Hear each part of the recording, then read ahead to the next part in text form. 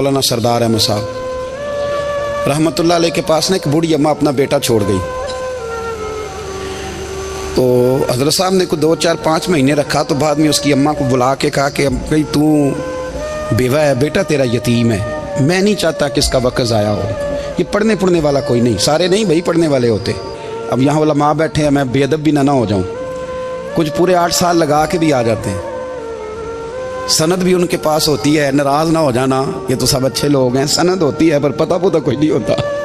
یہ اعلیٰ حضرت نے لکھی ہے بات، سند ہوتی ہے، پوری ڈگری ہوتی ہے، اس پہ کئی لوگوں کے سائن بھی ہوتے ہیں، تو بہت سارے طالب علم ایسے ہوتے ہیں جو مدارس میں کہتے ہیں میں فاضل فلاں ہوں، لیکن کوئی شے پاس، تو مولانا سردار احمد صاحب محدث اعظم پاکستان رحمۃ اللہ علیہ اس بوڑھی کو کہنے لگے تیرا بیٹا کون دینا ہے، پڑھنا پڑھانا اس نے کچھ بھی نہیں،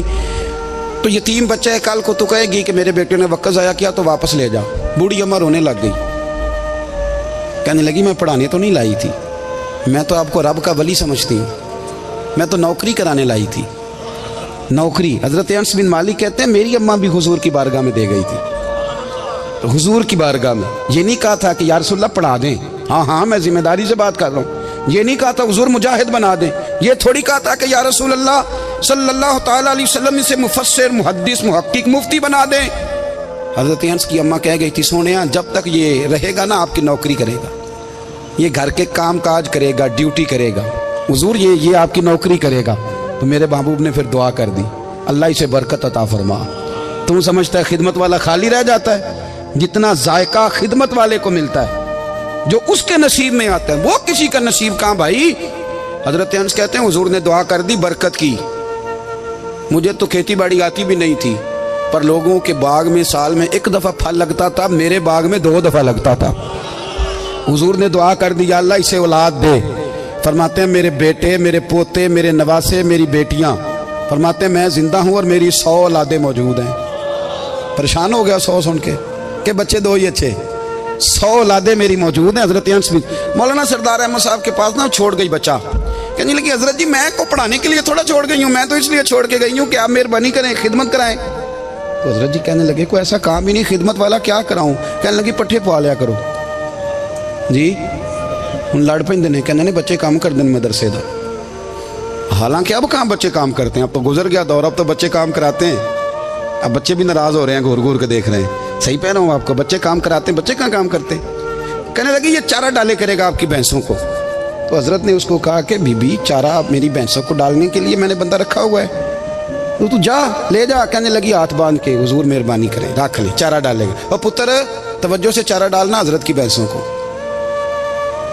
رونے لگی، حضرت نے رکھ لیا، مہینے کا خرچہ بھی دیتے، شام کو نا وہ سارا دن کام کرتا، شام کو آ کے پیروں میں بھی بیٹھ جاتا، حضرت جی لائیں تیل تھوڑا سا، پیر نہ دبا دوں۔ 8 سال ساتھ والے پڑھتے رہے، یہ بیچارہ نوکری کرتا رہا، میرا روپ بھی نہیں تے میرا رنگ بھی نہیں، اور مینو یار منان دا ٹنگ بھی نہیں۔ کبھی کبھی نا حضرت بلال حبشی فارغ ہوتے نا تو نبی پاک کی بارگاہ میں عرض کرتے حضور کوئی کام تو نہیں، سارے ہو گئے، حضور جاؤں ذرا، چلے جاتے۔ ایک دن سلمان فارسی کہنے لگے یا رسول اللہ یہ بلال کہاں جاتا ہے؟ فرمایا جا دیکھ کے تو آ۔ حضرت سلمان واپس آئے تو آ کے رونے لگے، کہنے لگے سونیا جب یہاں سے جاتا ہے نا تو جا کے سیدہ فاطمہ کی چکی پیسنی شروع کر دیتا، بی بی صاحبہ کے کام کرنے لگتا ہے، گھر میں جا کے اسنین کی ڈیوٹی کرتا ہے، وہاں بھی کام یہاں بھی کام۔ وہ چارہ ڈالتا رہا، اس نے چارہ ڈالا، حضرت محدث اعظم کی بھینسوں کو دستار فضیلت کا وقت آ گیا، سارے پگڑیاں سجا کے آ گئے، آج دستار ہوگی، یہ نہ پیچھے ہو کے بیٹھ گیا، چونکہ پڑھا ہی نہیں تھا تو دستار کاہے کی، دستار تو اس کی جو پڑھے گا، ہم نے تو پڑھا ہی نہیں، ہم نے تو یار پڑھا، گھر پڑھا، ڈیوٹی کری۔ حضرت محدث اعظم رحمۃ اللہ علیہ کے ہاں جب اعلان ہونے لگا نا کہ اب دستار ہوگی، تو حضرت نے پہلا اعلان اس کا فرمایا۔ تو مت جان لا بندہ کپڑے بھی کدی کدی بدل دے نا، وہ کہتے جس حال میں بھی تھا میں پلٹ کے دیکھنے لگا کہ پڑھا پڑھایا تو ہے، کوئی شے نہیں، تو یہ ماجرا کیا ہے؟ پیچھے سے اٹھ کے آئے تو کہتے ہیں باقیوں کی دستار کسی عالم نے کی، کسی صوفی نے کی، لیکن یہ بھینسوں کو چارہ ڈالنے والا جب آیا تو محدث اعظم نے فرمایا پگڑی کے بال کو کوئی ہاتھ نہ لگائے، یہ ساری دستار میں نے کرنی ہے۔ اور فرماتے ہیں حضرت بال بھی دیتے جاتے تھے اور آنسو بھی بہاتے جاتے تھے، ماتھا بھی چومتے تھے، اور فرماتے تھے دستار کے بعد چلا تو نہیں جائے گا یار، مجھے تو عبادت بھی نہیں رہ گئی، مجھے تو چابیوں کو بھی نہیں پتا کون سی کہاں رہتی ہے، جائے گا تو نہیں تو رو پڑا، کہنے لگا سونے جائے تو وہ جس کے پلے کچھ ہے ہو، آتا جاتا تو ہے کچھ نہیں، مجھے کس نے رکھنا ہے، میں نے کہاں جانا ہے، ادھر کہاں تو ادھر ہی رہوں گا۔ اس طالب علم کے سارے استاد بھائی کہتے ہیں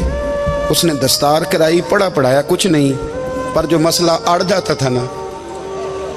وہ جو اڑ جاتا تھا نا، وہ جا کے اس سے پوچھتے تھے تو کتابیں کھولنے کی ضرورت نہیں پڑتی تھی۔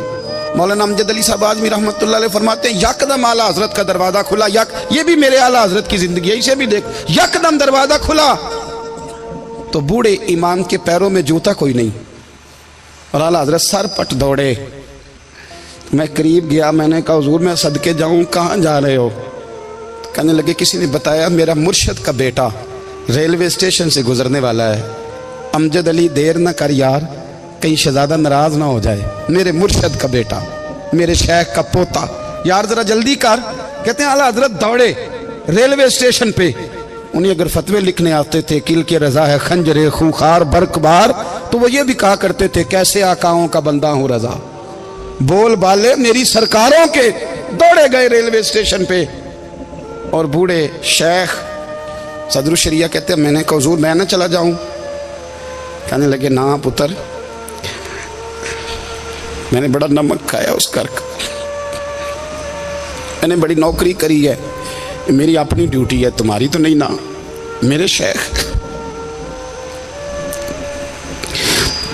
فرماتے ریلوے اسٹیشن پہ حضرت کھڑے ہیں تو ایک مسافر اترتا، اس کے قریب جاتے ادب سے سلام لیتے تو کہتے ماریرا شریف سے تو نہیں کوئی آیا؟ کہتے وہ مسافر گزر جاتا، دوسرا آتا تو پھر قریب جاتے، کہتے وہ اس کے آستانے سے تو نہیں آئے، ادھر سے تو نہیں کوئی آیا؟ کہتے سارے گزر گئے، جن مسافروں نے اترنا تھا اتر گئے، ٹرین چل پڑی۔ تو میں نے کہا حضور کسی نے آپ کو غلط اطلاع دی تھی، شہزادے تو آئے نہیں۔ کہنے لگے یار اطلاع غلط تھی یا ٹھیک تھی، پر یہاں تک آنے کا مزہ بڑا ہے۔ آپ سمجھ سکتے ہیں اعلیٰ حضرت کے دو بیٹے ہیں، حجت الاسلام مولانا حامد رضا خان صاحب اور مفتی اعظم عالم اسلام، دونوں شہزادے اتنے بڑے شہزادے تھے کہ دونوں اپنے اپنے وقت کے سب سے بڑے مفتی ہوئے۔ یہ بھی تو میرے اعلیٰ حضرت ہیں نا، اس کو بھی تو ذرا سمجھو نا، خشکی اور پھر خشکی اور پھر خشکی۔ ایک دن پیر صاحب نے کہا، نوری میاں صاحب، کہ احمد رضا یار وہ بھینسیں رکھی ہوئی ہیں تو ان کو نا گیدڑ آ کے تنگ کرتے ہیں، تو دو کتے مل جائیں نا کبھی تو چلو رات کو پہرے داری کریں گے، دو کتے مل جائیں۔ میں اکثر سوچتا ہوں کہ اعلیٰ حضرت تو عالم تھے، ان کا کتوں سے کیا لینا دینا؟ حضرت جی آپ نے کتوں کی بات کرنی تھی تو کسی دنیا دار سے کرتے، دو کتے مل جائیں تو ذرا جانوروں کی دیکھ بھال کریں گے۔ فرمایا حضور سویرے ہی آ جائیں گے۔ بھئی آپ کا تو یہ شوگر لینی تو آپ کہاں سے لائیں گے؟ دن چڑھا تو دونوں بیٹوں کے گلے میں رسیاں ڈالی۔ اعلیٰ حضرت کو صرف آپ فتوے کی روشنی میں دیکھتے ہیں، آپ کو اس شخص کے درد کا نہیں پتا، اس کے ذائقے کا نہیں پتا، وہ کس سٹیج کا آدمی ہے، سٹیٹس کیا ہے طریقت میں، شریعت میں، عشق میں۔ دونوں شہزادوں کے گلوں میں رسیاں اور پکڑا ہوا ہے۔ تو نوری میاں صاحب کہتے ہیں میں چارپے پہ بیٹھا تھا تو نیچے بٹھال دیے دونوں بچے، میں اٹھ کے کھڑا ہو گیا۔ میں نے کہا مولانا یہ کیا؟ کہنے لگے حضور ڈیوٹی بھی کریں گے اور روٹی بھی نہیں مانگیں گے، جنہ تنا وچ عشق نہ رچیا کتے ہو نہ تھی چنگے، مالک دے کر راکھی کر دے صابر بھوکے ننگے۔ کدھر گیا ذوق، کدھر گیا وہ درد؟ اور پھر جب باری آئی رسول اللہ کے پیار کی، جب باری آئی نبی پاک کی محبت کی، تو پھر فاضل بریلوی کا قد اگر لکھنے میں کمال ہے نا تو محبوب کے پیار کرنے میں بھی کمال ہے۔ انہوں نے نا ساری زندگی، یعنی ساری زندگی یہ کہہ کے گزار دی کہ عشق تیرے صدقے جلنے سے چھٹے سستے، جو آگ بجھا دے گی وہ آگ لگائی ہے۔ ایک سید صاحب تھے، مکان بن رہا تھا اعلیٰ حضرت کا، تو سامنے نا بالکل لائبریری تھی۔ تو جب مکان بن رہا ہوتا ہے تو تب سارے مستری مزدور اندر ہی ہوتے ہیں، تو سب کا آنا جانا تھا، سب لوگ آتے جاتے تھے بلا جھجک۔ تو وہ سید صاحب بھی ایک دن آ گئے، سامنے لائبریری میں ملے، پھر چلے گئے۔ کچھ دنوں کے بعد گھر مکمل ہو گیا، اب عورتیں بھی آ گئیں، تو شاہ جی کو پتہ نہیں تھا۔ وہ پرانا ہی ماحول سمجھ کے نا، مولانا ظفر الدین بہاری کہتے ہیں پرانا ہی ماحول سمجھ کے تو اندر آ گئے، اور جیسے ہی اندر داخل ہوئے سامنے گھر کی عورتیں دیکھی، تو شاہ جی معذرت معذرت معذرت کرتے پریشان ہو گئے، اور پھر جب دوبارہ پلٹنے لگے تو اعلیٰ حضرت دوڑ کے گئے، ہاتھ چومے، کہنے لگے شاہ جی آپ کو تو پتہ نہیں تھا،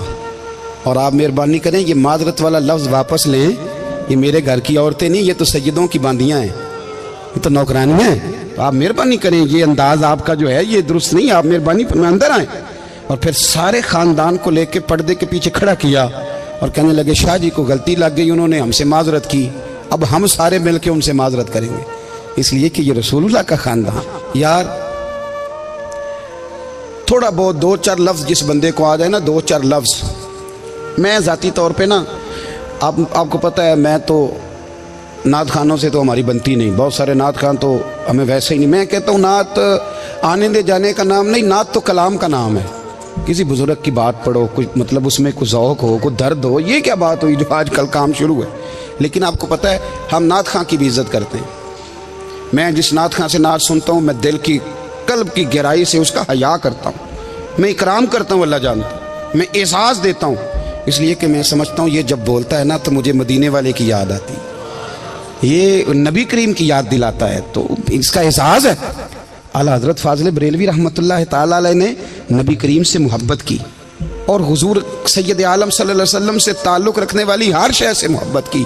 انہوں نے اپنے ذوق کو کبھی پھیکا نہیں پڑنے دیا، ساری زندگی